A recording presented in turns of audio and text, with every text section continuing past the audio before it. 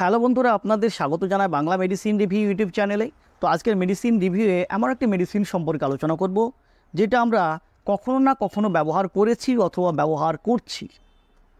তো আজকে জানবো তার সঠিক ব্যবহার সম্পর্কে, তার সঠিক ডোজ সম্পর্কে, কি সাইড ইফেক্ট লক্ষ্য করা যায় এই ট্যাবলেটটি থেকে, এছাড়াও কি সাবধানতা অবলম্বন করে ট্যাবলেটটিকে নিতে হবে এবং এটি আমাদের শরীরে কিভাবে কাজ করে, অর্থাৎ এর মোড অফ অ্যাকশান কী, এর মেকানিজম অফ অ্যাকশান, সমস্ত বিষয়ে বিস্তারিত আলোচনা করব।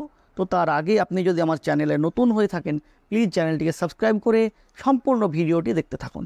তো আজকের আলোচ্য বিষয় যে ট্যাবলেটটিকে নিয়ে, সেটি হলো অ্যালেম্বিক কোম্পানির অ্যাজিথ্রাল 500 ট্যাবলেটটি সম্পর্কে, যার মূল উপাদান হলো অ্যাজিথ্রোমাইসিন। এই অ্যাজিথ্রোমাইসিন গ্রুপের একটি স্ট্রং অ্যান্টিবায়োটিক। এটি গ্রাম পজিটিভ জীবাণুর উপরে যতটা সক্রিয়, তার থেকে অনেক অনেক বেশি সক্রিয় গ্রাম নেগেটিভ ব্যাকটেরিয়ার উপর, অর্থাৎ গ্রাম নেগেটিভ ব্যাকটেরিয়ার উপর বেশি অ্যাক্টিভ। তো অ্যান্টিবায়োটিক কিভাবে কাজ করে আমাদের শরীরে? অ্যান্টিবায়োটিকের কাজ করার পদ্ধতি দুই ধরনের। একটি হচ্ছে আমাদের শরীরে যে ব্যাকটেরিয়া, যে জীবাণু, সেই জীবাণুকে অন দ্য স্পট মেরে না ফেলে তার গ্রোথকে আটকিয়ে দেয়, তার যে মাল্টিপ্লিকেশান, সে মাল্টিপ্লিকেশানে ব্যাঘাত ঘটায় এবং সে সারভাইভ করতে না পেরে ধীরে ধীরে একটা সময় মারা যায়।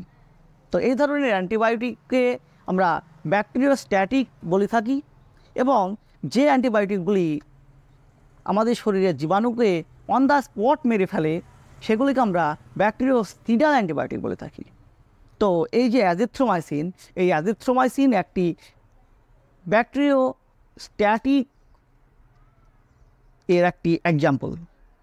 এই অ্যাজিথ্রোমাইসিন ব্যাকটেরিয়ার মাল্টিপ্লিকেশনের ওই স্টেজে আটকিয়ে দেয় যখন আমরা এই ট্যাবলেটটিকে নিতে শুরু করি। তো কখন এই ট্যাবলেটটি আমাদের প্রয়োজন হয়, কোন কোন ক্ষেত্রে ট্যাবলেটটি ব্যবহার করা হয়? যখন কোনো ব্যাকটেরিয়াল ইনফেকশান দেখা যায়, বিভিন্ন রকম হতে পারে, সেটি বিভিন্ন ধরনের, বিভিন্ন জায়গায় ইনফেকশান দেখা দিতে পারে, যেমন মুখে, চোখে, নাকে, গলায়, কানে প্রভৃতি জায়গায় ইনফেকশান দেখা দিলে। তাছাড়া রেসপিরেটরি ট্র্যাক্ট ইনফেকশানের ক্ষেত্রে, যেমন pneumonia, bronchitis, sinusitis, pharyngitis, laryngitis, এছাড়াও ইউরিনারি ট্র্যাক্ট ইনফেকশানে এবং জেনিটাল অর্গানের ইনফেকশানে, যেটাকে আমরা এসটিডি বলি, অর্থাৎ সেক্সুয়াল ট্রান্সমিটেড ডিজিজে এই অ্যাজিথ্রোমাইসিন অ্যান্টিবায়োটিক ব্যবহার করা হয়ে থাকে। তো এই অ্যাজিথ্রোমাইসিন অ্যান্টিবায়োটিকটি আমাদের শরীরে কীভাবে কাজ করে? এটি যেহেতু একটি ব্যাকটেরিওস্ট্যাটিক অ্যান্টিবায়োটিক, তাই এটি আমাদের শরীরে ব্যাকটেরিয়ার যে গ্রোথ, সেই গ্রোথকে আটকিয়ে দেয়, তার যে মাল্টিপ্লিকেশন, সেই মাল্টিপ্লিকেশনকে আটকিয়ে দেয়।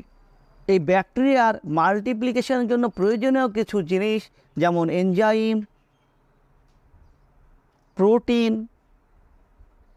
এ বাধাদান করে। বিশেষ করে প্রোটিন সিনথেসিসে স্পেসিফিক কিছু প্রসেস থাকে, যেমন ট্রান্সলোকেশন, ট্রান্সপেপটাইজেশন, এগুলিকে বাধাদান করে, যার ফলে কি হয়, সেই ব্যাকটেরিয়া মাল্টিপ্লিকেশন করতে পারে না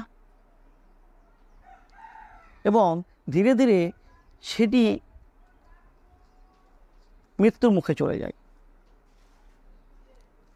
এবং যে ব্যাকটেরিয়ার কারণে আমাদের শরীরে সমস্যা দেখা দিচ্ছিল, সেই সমস্যাগুলি ধীরে ধীরে কমতে শুরু করে। এইভাবেই অ্যাজিথ্রোমাইসিন কাজ করে। তো এটি নেওয়াকালীন কী সমস্যা দেখা দিতে পারে, কী সাইড ইফেক্ট আছে এই ট্যাবলেটটিতে? এই ট্যাবলেটটির যে মোস্ট কমন সাইড ইফেক্টগুলো লক্ষ্য করা যায়, যেমন মাথা ধরা, মাথা ঘোরা, পেটে যন্ত্রণা, বুকের যন্ত্রণা, বুক ধড়ফড় করা, বমি বমি ভাব প্রভৃতি দেখা দিতে পারে।